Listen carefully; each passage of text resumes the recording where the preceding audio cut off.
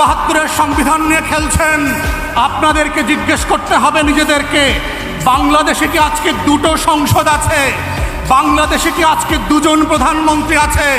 একজন বিতাড়িত হয়েছেন আর একজন বিতাড়িত হওয়া প্রধানমন্ত্রীর চেয়ারে বসে আছেন।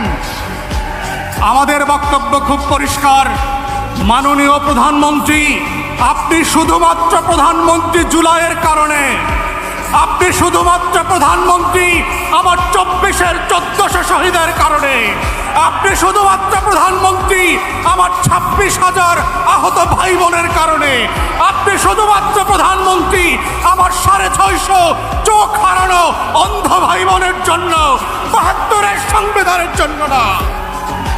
সরকারি দল ইতিহাসের এমন একটা জায়গাতে দাঁড়িয়ে এমন কিছু মূলধনকে, পুঁজিকে কেন্দ্র করে ব্যবসা শুরু করেছে, যেই ব্যবসাটা ইতিমধ্যে ঋণগ্রস্ত হয়ে, দরপতন হয়ে এটা ঋণ খেলাপি হয়ে গেছে।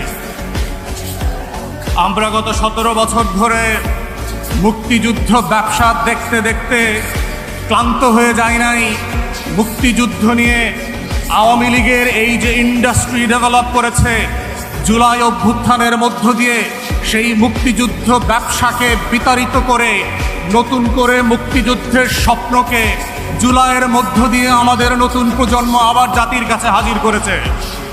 কিন্তু আমরা দুঃখজনকভাবে দেখতে পাচ্ছি, যেই পুঁজি, যেই মূলধন বরফের পানির মতো চৈত্রের রোদে ঠাই ঠাই করে পানিতে পরিণত হয়ে গেছে, সেই পুঁজিকে কেন্দ্র করে আবার 72-এর সংবিধান ব্যবসায় নেমেছে জাতীয়তাবাদী দল, যার রাজনীতি, যার আদর্শ, শহীদ জিয়ার পলিটিক্যাল প্রেমিসিস কোনো কিছুর সাথে এই 72-এর সংবিধান যায় না।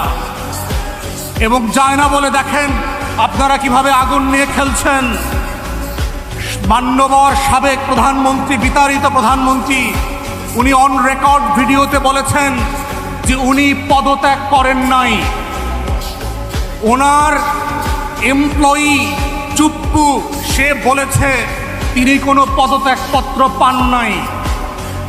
তাহলে 72-এর সংবিধান মোতাবেক, 24-এর ডামি নির্বাচন মোতাবেক যেই প্রধানমন্ত্রী পদত্যাগ করেন নাই আর যার কাছে পদত্যাগপত্র দেওয়া হয়েছিল তিনি পান নাই, তিনি এখনো 72-এর সংবিধান মোতাবেক বাংলাদেশের প্রধানমন্ত্রী। তাহলে আজকে যারা 72-এর সংবিধান নিয়ে খেলছেন আপনাদেরকে জিজ্ঞেস করতে হবে নিজেদেরকে, বাংলাদেশে কি আজকে দুটো সংসদ আছে? বাংলাদেশে কি আজকে দুজন প্রধানমন্ত্রী আছে? একজন বিতাড়িত হয়েছেন আর